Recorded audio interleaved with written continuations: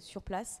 Et quand ils ne peuvent pas l'être parce que justement il y a des enjeux qui les obligent à être en Nouvelle-Calédonie, nous faisons le relais, même si ce n'est effectivement pas les territoires sur lesquels nous sommes élus en tant que députés. Bonjour, Frédéric Delpech pour LCI TF1.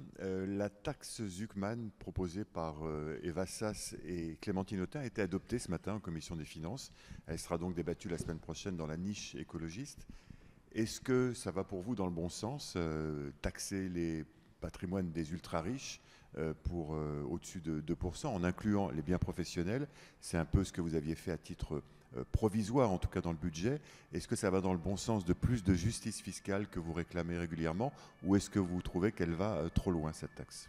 Moi, je vais vous dire la position qui est la nôtre et celle qui a été défendue notamment par David Amiel lors du budget, aussi bien des débats budgétaires, aussi bien sous Michel Barnier que lors des débats en commission mixte paritaire sous le budget de François Bayrou. Taxer pour taxer, ce n'est pas notre principe. Et je crois qu'on l'a bien compris, ce n'est pas dans notre ADN. Au contraire, je pense qu'aujourd'hui, quand bien même on a fait énormément de travail depuis 2017 sous l'autorité du président de la République pour justement lever la pression fiscale sur les foyers et les ménages, la France n'est toujours pas un paradis fiscal pour personne. Au contraire, nous sommes bien au-delà que beaucoup de nos partenaires et de nos voisins. Donc l'enjeu qu'on a, c'est plutôt effectivement de travailler, et vous avez eu le mot, sur cette justice fiscale. Et force est de constater qu'aujourd'hui, il y a certains revenus, certains foyers qui et c'est encore une fois, c'est permis aujourd'hui, mais qui, au taux marginal, payent moins d'impôts que des personnes qui n'ont pas les mêmes revenus qu'eux. Et ça, c'est insupportable. Et donc l'enjeu, c'est plutôt de créer un filet fiscal. Et encore une fois, je vous rapproche des travaux de David Amiel sur le sujet. Travailler un filet fiscal pour dire, en fait, vous ne pouvez pas échapper au taux de prélèvement qui devrait être le vôtre au regard de votre revenu par rapport, de façon simple, aux autres Français qui n'ont pas les mêmes capacités que vous de passer au travers. Donc nous sommes sur une démarche de justice fiscale qui n'est pas d'une dimension du politique marketing, mais bien sur l'essence même de ce qu'est la justice fiscale. Je crois d'ailleurs que le texte vient de passer en commission et que le RN n'a pas voté pour. C'est intéressant. Oui, bonjour, Jean-Michel Lamy, nouvel économiste. Vous avez abordé la question de plusieurs façons. Vous avez des groupes de travail, etc. Vous faites face Renaissance fait face à la défiance du politique, par rapport aux politiques, comme tous les partis. Mais le vôtre, enfin la France, elle cherche peut-être son identité, mais la vôtre aussi, on la cherche. Alors, la cohérence, là aussi, la question a été posée à propos de la cohérence. Bon. Alors, je crois que vous avez dans l'idée de détecter un corpus idéologique qui serait le vôtre. Est-ce exact ? Est-ce que c'est quoi ? Du centre-gauche, du centre-droit ? Parce qu'il faut que les électeurs perçoivent où vous êtes. Un coup, on fait de la justice fiscale, mais jusqu'où vous allez ? Enfin, est-ce que vous répondez à ce genre de questions ? Est-ce que vous la posez même ? Écoutez, moi, j'entends parfaitement votre question et je vais y répondre précisément. Je veux juste quand même dire, dans l'océan des enjeux négatifs aujourd'hui, c'est que je crois qu'on est une des rares familles politiques à être assez cohérent depuis 2017. Sur le sujet de l'Europe, sur le sujet de la pression fiscale, sur le sujet de la politique de l'offre, sur le sujet de la laïcité. Je ne vois pas d'autres familles politiques assez ancrées sur ces enjeux-là. Que ce soit à droite et à gauche, j'ai vu des positions radicalement évoluer. Moi, je ne pensais pas un jour devoir parler fort, en tout cas faire entendre une voix pour défendre une politique de l'offre auprès d'un Premier ministre LR. Je dois dire que je ne m'attendais pas à ça. Donc oui, nous avons des ancres idéologiques qui sont bien ancrées et bien identifiées et bien cohérentes. Elles ont été rappelées d'ailleurs il n'y a pas si longtemps que ça. Plutôt que de dire que nous avions des ancres politiques et idéologiques bien ancrées, on nous a expliqué qu'on était en train de nous opposer à Michel Barnier. C'est pas vrai. Nous étions simplement en train de rappeler quelles étaient nos ancres. Ensuite, sur le reste, une fois qu'on a dit ça, il y a des sujets sur lesquels nous devons nous réinterroger.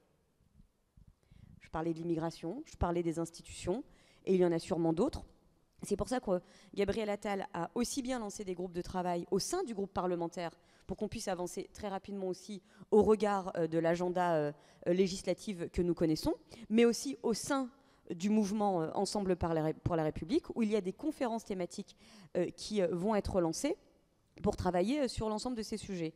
Et notamment, nous avons commencé dès lundi soir avec un nouveau format qui s'appelle Temps réel, qui permet d'aborder un certain nombre de sujets. Là, on a commencé avec le travail, qui est suivi aussi bien depuis Paris qu'en visioconférence pour pouvoir faire en sorte que tout le monde puisse y participer. Donc oui, ce travail de fond se poursuit, mais non, je ne laisserai pas dire que nous n'avons pas d'encre idéologique et qu'elles sont confuses. Elles sont bien là, et je dois dire que je suis plutôt confiante sur notre capacité à venir travailler sur celles qui nécessitent encore du travail de fond. Oui, je voulais juste revenir sur le SNU. Est-ce que vous avez fait une évaluation budgétaire? Quel est le ministère qui serait à même de concrétiser le SNI? Et vraisemblablement, vu l'état des finances, ça ne sera pas facile. Est-ce que ce SNU, ça pourrait faire partie de la campagne de Gabriel Attal pour la présidentielle?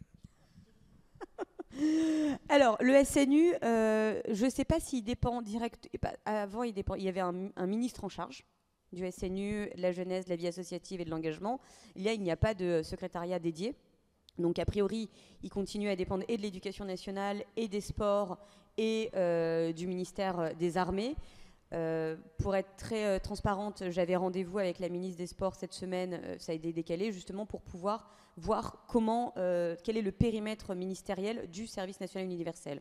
Oui, enfin, ça a un coût, mais c'est un coût qui n'a pas de prix. Je veux dire, encore une fois, on peut tourner en rond toute la journée à dire il y a un problème avec une partie de la jeunesse qui va sur le chemin de la délinquance, il y a un problème avec une partie de la jeunesse qui n'a plus de repères, et c'est normal parce que le monde va très vite, et qui a besoin aujourd'hui d'avoir un temps pour pouvoir apprendre à s'engager, pour pouvoir apprendre à se retrouver, et il y a un problème sur qu'est-ce que c'est que d'être fier d'être français.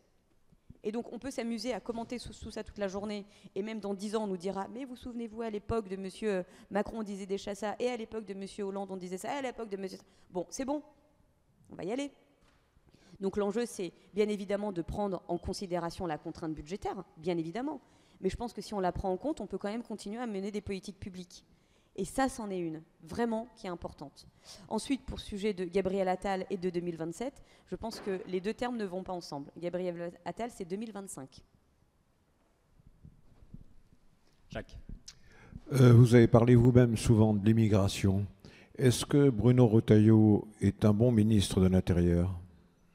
Eh bien alors, je pense que si on doit estimer et juger de l'action de Bruno Retailleau, ça serait un peu étonnant de le juger qu'au travers du terme immigration. Parce qu'il est ministre de l'Intérieur, il n'est pas ministre de l'immigration. Donc moi, j'ai toujours entendu, et vraiment je le dis, je ne partage pas toutes les idées de M. Retailleau, pour autant, je reconnais sa cohérence, son honnêteté dans sa démarche politique. Et ça, c'est appréciable, aujourd'hui, dans les temps qui sont les nôtres. Maintenant, il a beaucoup parlé des OQTF. Qu'en est-il? Et j'aimerais qu'on puisse en parler. Il n'est pas arrivé il y a 2 semaines, on peut maintenant avoir un petit retour. Il est arrivé il y a maintenant quelques mois. Quelles sont les annonces qu'il nous avait faites à l'époque avec M. Barnier? Je crois que c'est à la frontière italienne d'ailleurs. Il y avait une grande conférence de presse qui avait été faite et des actions qui devaient arriver. Il avait dit qu'il n'y avait pas besoin de loi. Donc je voudrais savoir où on en est aujourd'hui. Donc voilà, je pense que ça serait réducteur de parler de M. Retailleau qu'au travers de l'immigration. Le Parlement s'achemine vers la fin de la séquence budgétaire. La France a un budget. Il y aura vraisemblablement la semaine prochaine un budget de la sécurité sociale. Il y a une motion de censure cet après-midi à l'Assemblée, puis le texte va retourner au Sénat. Quel bilan vous tirez de cette séquence budgétaire compliquée? Est-ce que vous dites ouf, la France a un budget et va pouvoir fonctionner? Ou est-ce que vous dites voilà, ce budget, c'est un budget certes de compromis, mais qui ne permet peut-être pas de relever tous les défis qui sont devant nous. Et donc, quel bilan vous tirez de cette séquence et quels enseignements vous en tirez sur le budget à venir, qu'il va peut-être falloir déjà commencer à préparer? Et est-ce que, dans la situation politique qui est celle qu'on connaît, vous pensez que les choses peuvent mieux se passer pour l'an prochain? Moi, je dois dire que la séquence budgétaire, effectivement, que nous venons de vivre a été assez compliquée, par moments assez chaotique, puisqu'on en est quand même arrivé à une motion de censure qui, au final, a causé les désastres que celles et ceux voulaient éviter en votant la motion de censure. Mais essayons d'avoir une note positive. Je pense que de temps en temps, ça ne veut pas dire qu'on nie les difficultés, mais enfin, je pense que c'est bon, on les connaît tous. Et je pense qu'il faut quand même qu'on se dise en responsable politique qu'il y a du positif. Nous avons quand même une partie de l'opposition qui a repris le chemin de l'opposition constructive. Et je ne dis pas que ça va continuer, je parle du Parti socialiste. Je ne dis pas que ça va continuer, mais je dis qu'il y a quand même une première brique qui a été mise en place. Maintenant, il faut être vigilant et continuer à faire en sorte que ça continue à avancer. Ce budget, est-ce qu'il est parfait au regard de la politique et de ma famille politique? Non. Il y a des sujets sur lesquels on n'est pas totalement en phase, voire pas du tout d'accord, notamment sur les enjeux de TVA pour les pour les entrepreneurs et les micro-entreprises. On continue à se défendre et à se battre pour ça. On nous a annoncé une suspension. Nous, on veut simplement l'annulation pure et simple. Pour autant, dans la diversité politique qui est la nôtre aujourd'hui, ce budget est fondamentalement le budget d'une nation et absolument pas d'une famille politique. Donc tout ça pour vous dire que nous sommes aujourd'hui sur toujours cette reconfiguration de la vie politique dans notre pays, qui a été amorcée depuis un certain nombre de temps maintenant. Ça continue à bouger, mais j'aimerais aussi rassurer sur le fait qu'on arrive à travailler. Et je le dis franchement, c'est pas toujours évident. C'est vrai que quand on parle de ce qui se fait à l'Assemblée nationale, on parle souvent et on montre souvent ce qui se passe mal ou ce qui se passe pas. Mais il y a aussi des choses qui se passent. Et vraiment, ça, je pense qu'il faut aussi le dire parce que ça, c'est pas simplement pour faire beau et pour flatter les égos que je dis ça, mais ça participe aussi de refaire confiance au fonctionnement de notre démocratie dans notre pays, surtout dans les temps qui sont les nôtres au niveau international. Nous avons une démocratie extrêmement forte, extrêmement riche, extrêmement puissante, qui permet aujourd'hui d'être chahutée et pourtant de résister. Donc continuons, avançons, ça va pas être simple, mais j'ai envie de dire, comme dirait l'autre, c'est pas impossible. Oui, bon, la transition se fait là avec évidemment l'étude du Cevipof, c'est-à-dire que pour le moment, vous n'avez pas réussi à convaincre les Français que cette démocratie est riche, puissante, animée et positive. C'est même, on n'a jamais vu un État, c'est même pas l'indice de confiance, c'est l'indice de défiance. Ouais. On n'a jamais vu une telle défiance à l'égard des politiques. Bon, comment expliquez-vous ce décalage si vous pensez que la démocratie est riche en France? Alors je continue à le dire, je ne pense pas, je suis sûre. Je suis sûre que notre démocratie est forte et puissante en France. J'en suis convaincue. Parce qu'après ce qu'on vient de vivre au cours des derniers mois, si elle n'avait pas été forte et riche, on ne serait pas là en train de se parler de la même façon et on ne serait pas sur les mêmes discussions, je pense. En revanche, oui, il y a une défiance extrêmement grande, voire même une lassitude ou une colère dans certains cas, mais qui s'explique parce que, et je le dis, il faut que chacun prenne ses responsabilités, il y a eu énormément de bruit. La dissolution n'a absolument pas été comprise quand même.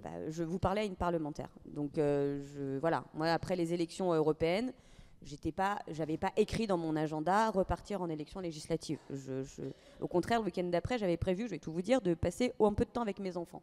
Après 6 mois de campagne européenne, à traverser la France. Donc j'ai pas de problème avec ça, je le dis comme je pense. Mais c'est d'autant plus ça que je dis aujourd'hui. Là, aujourd'hui, dans le débat qui est le nôtre, dans les échanges qui sont les nôtres, et on a de très beaux débats dans notre pays. Franchement, un débat sur qu'est-ce qu'être français, c'est un des plus beaux débats, j'ai envie de vous dire aujourd'hui. Faisons-le. Un débat sur la fin de vie, c'est un très beau débat qu'on peut mener. Un débat sur le service national universel pour notre jeunesse, c'est un très beau débat qu'on peut avoir. Et donc, je pense qu'aujourd'hui, on doit moins participer au bruit des polémiques et plus être sur l'action politique. Et vraiment, je crois, c'est pas un slogan que je suis en train de vous dire, c'est vraiment une démarche qu'on doit pouvoir faire. Et donc ça prend du temps.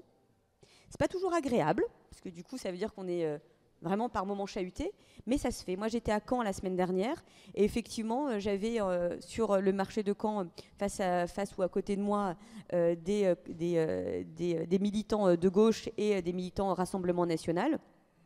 Et on était la seule famille politique à non pas dire Macron est pas beau, Macron est ceci, Macron est cela. On était en train de dire, en fait, mercredi soir, à l'Assemblée nationale, on a un texte sur la justice des mineurs. Vous en pensez quoi, madame? Voilà, on avait des débats de fond. Et je pense que c'est ça sur lesquels... Alors ça va prendre du temps. Ça demande beaucoup d'énergie et ça demande de se mettre en basket en permanence. Mais je pense qu'on est capable de le faire. Oui, Jean-Michel. Oui, à propos du budget 2026, est-ce que vous êtes prêt à faire le contraire de ce que l'on a vu en 2025? Je m'explique. baisse tout de même des dépenses de l'État, augmentation des dépenses, pour simplifier, sécurité sociale. Il faut faire l'inverse. C'est l'analyse qui le montre à tout niveau. Alors, est-ce que vous êtes d'accord avec ça? Vous voulez augmenter les dépenses de l'État Le budget 2025 baisse les dépenses de l'État, en volume, 2%, enfin, c'est ce que dit Bercy, donc c'est ce que vous avez voté, mais vous avez voté aussi, sécurité sociale, une augmentation des dépenses de sécurité sociale. Pour l'analyse dans la situation économique qu'est ce pays, il faut faire l'inverse, c'est-à-dire maintenir les dépenses de l'État pour, on en parle sans arrêt, le régalien, etc. En revanche, il faut jouer sur les économies de dépenses de santé, bien sûr sur les retraites, tous ces sujets-là. Voilà, donc je vous demandais ça. Moi, je vais vous le dire de façon extrêmement claire. Oui, on a été une famille et on est une famille politique en soutien aussi bien du gouvernement de M. Bayrou, c'est évident, et nous avons été en soutien du gouvernement de M. Barnier. Mais force est de constater, c'est qu'il n'y avait pas un macroniste à la tête de Matignon. Donc nous restons à notre place et nous avons fait entendre nos voix. Maintenant, quand vous parlez de réduction sur l'aspect projet de loi de financement de la sécurité sociale, on est la seule famille politique à avoir défendu la réforme des retraites. Et on est encore la seule famille à défendre cette réforme. Quand deux textes sont arrivés en niche parlementaire, LFI et RN, au mois d'octobre ou novembre à l'Assemblée nationale, donc il y a quelques semaines en réalité, pour abroger cette réforme des retraites, pardon, on n'a pas loin d'être les seuls à avoir dit non, on n'abroge pas. Donc oui, ça fait partie de nos ancres idéologiques et politiques, et pardon, on a été vraiment les seuls.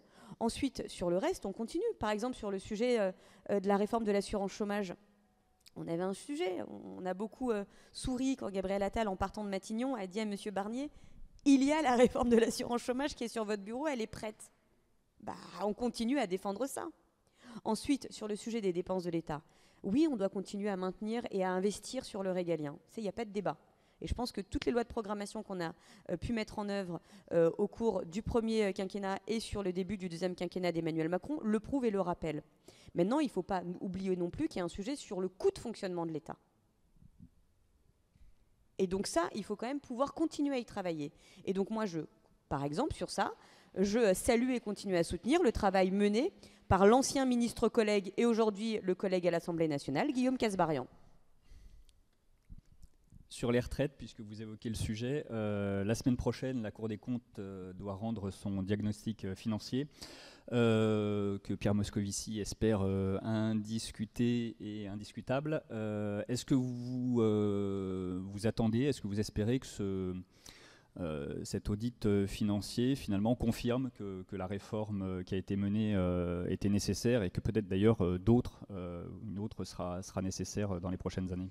Moi, j'attends simplement les conclusions de ce rapport et après, je réagirai par rapport au rapport. Moi, ce que je dis, c'est qu'en tant que politique, on doit dire les choses, on doit arrêter de mentir aux gens. Enfin, aujourd'hui, notre système de retraite tel qu'il nous a été légué par ceux qui étaient là avant nous n'avait plus de vocation à continuer à exister d'un point de vue financier. C'est pas de l'idéologie que je suis en train de dire, c'est des mathématiques. C'est des mathématiques. Donc si on voulait continuer à avoir ce système des retraites, oui, il fallait pouvoir avoir cette réforme. Maintenant, est-ce qu'il faut aller plus loin ou pas? Ça, peut-être que le rapport le dira. Mais en tout cas, je ne pense pas qu'on soit dans une démarche aujourd'hui à l'abroger, purement et simplement. Enfin, là, on va avoir simplement un problème de financement des retraites chaque mois. Donc, moi, je réagirai par rapport à cette conclusion qui aura lieu, mais c'est mathématique, c'est démographique. Cette semaine, la proposition du président de la République de proposer Richard Ferrand pour la tête du Conseil constitutionnel a fait beaucoup réagir, très critiqué par le Nouveau Front Populaire et par le Rassemblement National. La semaine prochaine, Richard Ferrand doit être auditionné par la Commission des lois de l'Assemblée et du Sénat. Est-ce que vous espérez que cette proposition de nomination soit validée, confirmée par le Parlement? Oui, tout à fait. J'espère qu'elle sera validée. Maintenant, les chambres se saisiront et voteront pleinement. Je suis assez étonnée, encore une fois, de tout ce bruit qui existe. Je n'ai pas eu l'impression qu'il y avait énormément de bruit quand d'autres présidents de l'Assemblée nationale ont été proposé pour être président du Conseil constitutionnel. Je pense que maintenant, il faut laisser les auditions pouvoir avoir lieu pleinement. Et je sais que aussi bien à l'Assemblée nationale qu'au Sénat, il y aura pléthore de questions et que M. Ferrand saura y répondre. Et vous considérez que Richard Ferrand est un bon candidat pour cette fonction? Je viens de vous le dire, oui, je soutiens sa candidature. En tant que parlementaire, je soutiens sa candidature. Puisqu'il est question du Conseil constitutionnel, est-ce que vous êtes d'accord avec M. Retailleau lorsqu'il dit que la loi actuelle ne protège plus assez les Français? C'est-à-dire que d'une certaine façon, il remet un peu en cause ce qu'on appelle l'état de droit. De dire que la loi protège plus les Français, c'est facile, mais en vrai, concrètement, on dit quoi? Il faut lui demander à lui alors. Non mais voilà. Bien ce qu'il a dit dans l'interview du.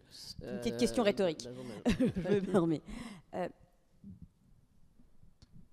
il faut faire attention parce que effectivement, on doit pouvoir faire évoluer notre loi et d'ailleurs, on va le faire ce soir. Enfin, je l'espère, sur la délinquance des mineurs.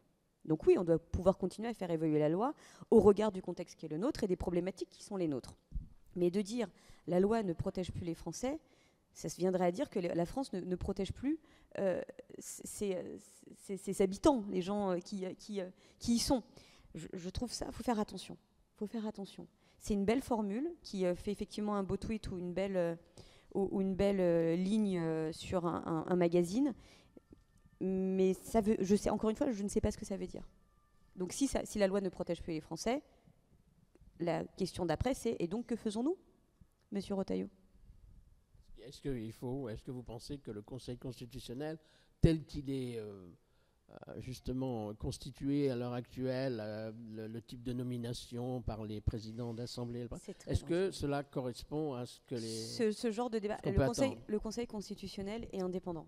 Je pense qu'encore plus aujourd'hui, et je pense que M. Retailleau me soutiendra dans cette démarche-là, où nous avons une famille politique bien identifiée qui s'appelle la France Insoumise, qui passe son temps à piétiner, à menacer, à vouloir détruire nos institutions. Ne participons pas à la remise en cause de l'indépendance et de la solidité de nos institutions. Ne participons pas à ce récit-là, vraiment. Je pense que tout peut être discuté, tout peut être débattu, mais ne venons pas quand même remettre en cause l'indépendance de nos institutions. C'est extrêmement grave. La France Insoumise le fait très bien. Laissons-les les faire tout. Le Rassemblement national aussi sur le Conseil constitutionnel. Donc vous avez raison, les extrêmes le font très bien. Laissons les extrêmes parler entre eux sur ça. Dernière question peut-être. Quels enseignements vous tirez, s'il est possible d'en tirer, des élections qui ont eu lieu récemment? Il y a eu 3 partiels en Isère, dans les Ardennes et dans les Hauts-de-Seine. Dans 2 d'entre elles, la France Insoumise et le Rassemblement national ont perdu un siège au profit de candidats de la coalition présidentielle. Dans les Hauts-de-Seine, c'est un peu différent. Le socle commun s'est un peu dispersé au premier tour. Et donc le siège est passé de Renaissance aux Républicains.